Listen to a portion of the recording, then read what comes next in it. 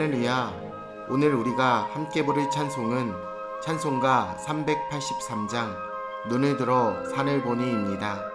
이 시간 함께 1절로 하나님을 찬양하며 나아가겠습니다.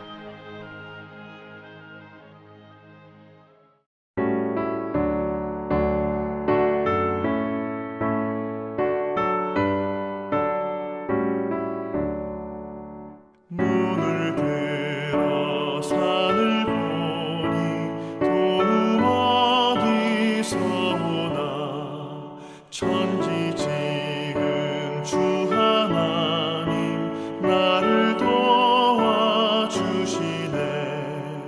나의 발이 실족 않게 주가 깨어 지키며 택한 백성 항상 지켜 길이 보호하시네. 오늘 하나님이 우리에게 주시는 말씀은 출애굽기 18장 1절로 12절입니다. 모세의 장인이며 미디안 제사장인 이드로가 하나님이 모세에게와 자기 백성 이스라엘에게 하신 일, 곧 여호와께서 이스라엘을 애굽에서 인도하여 내신 모든 일을 들으니라. 모세의 장인 이드로가 모세가 돌려보냈던 그의 아내 십보라와 그의 두 아들을 데리고 왔으니 그 하나의 이름은 게르솜이라. 이는 모세가 이르기를 내가 이방에서 나그네가 되었다 하미요, 하나의 이름은 엘리에셀이라. 이는 내 아버지의 하나님이 나를 도우사 바로의 칼에서 구원하셨다 함이더라.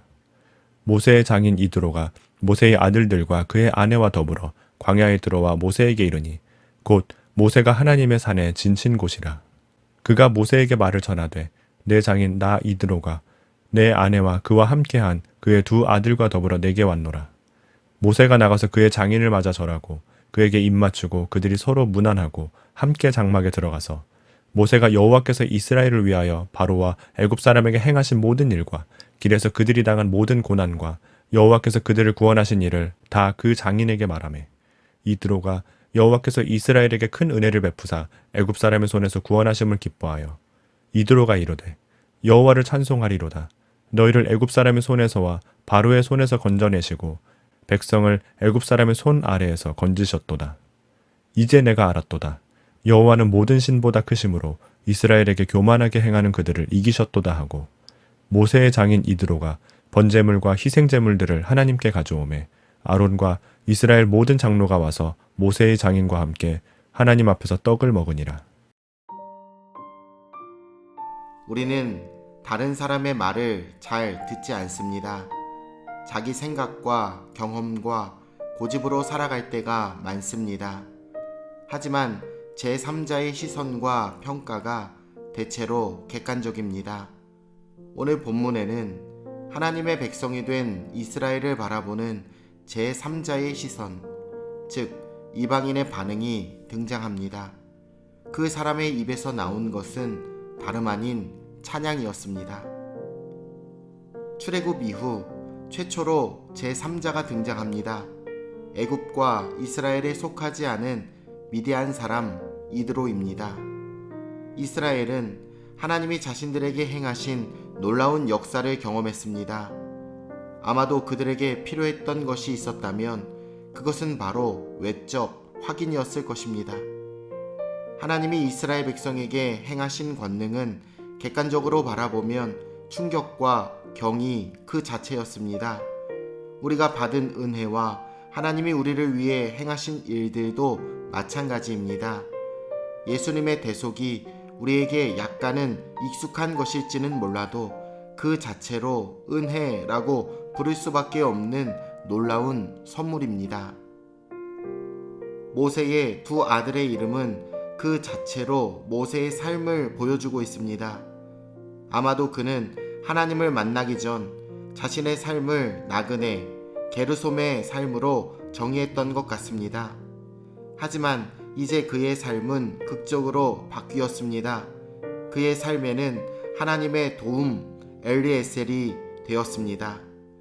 그는 바로의 칼을 꺾어버리시고 이스라엘을 구원하신 하나님의 역사를 둘째 아들의 이름에 담아내었습니다. 무엇이 우리의 삶을 지배하고 있습니까? 나그네의 방황입니까? 아니면 우리와 함께 하시는 하나님의 도우심이십니까? 십보라와 두 아들이 이드로의 집에 있다가 모세에게 왔습니다.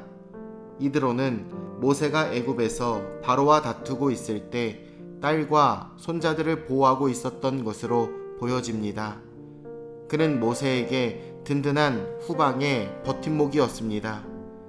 신앙생활의 여정에서 우리에게는 다른 이들의 도움이 필요합니다. 옆에서 우리의 손을 잡아주고 우리를 위해 기도해주는 사람이 필요합니다. 결코 나 홀로 믿음의 경주를 완주할 수 있다고 생각하지 마십시오. 하나님이 가정을 만드신 것도 교회를 세우시는 것도 연약한 우리를 위해서입니다. 모세는 장인에게 애굽에서 있었던 일들과 이후의 고난과 구원에 대해 이야기합니다. 이에 이드로는 기뻐하고 하나님을 찬송합니다. 하나님의 놀라운 역사를 생생히 경험한 이스라엘은 불평과 불만에 쌓여 있었지만 제3자의 눈에는 이스라엘의 하나님이 찬양받으셔야만 했습니다.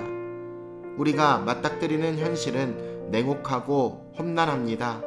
하지만 인생의 모든 과정을 보면 우리는 알 수 있을 것입니다. 하나님의 은혜로 지금 여기까지 왔다는 것을 말입니다. 모세의 장인이었던 이드로의 마지막 고백은 압권입니다. 그는 분명한 신앙의 고백을 합니다. 하나님은 유일하신 권능의 신이시며 자기 백성의 적을 무찌르시는 분이다 라고 고백하지요.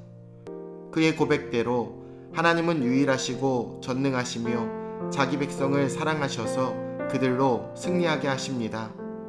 불평이 아닌 믿음으로 하나님께 나아갈 때 하나님은 이방인들도 찬양할 수밖에 없을 정도로 놀라운 일을 행하실 것입니다. 이스라엘에게 지금 필요한 것은 외적 확인이었습니다. 기적이 일상이었던 출애굽의 과정에서 그들은 하나님의 놀라운 인도하심에 무감각해져 있었습니다. 그런데 이것은 오늘날 우리도 마찬가지입니다.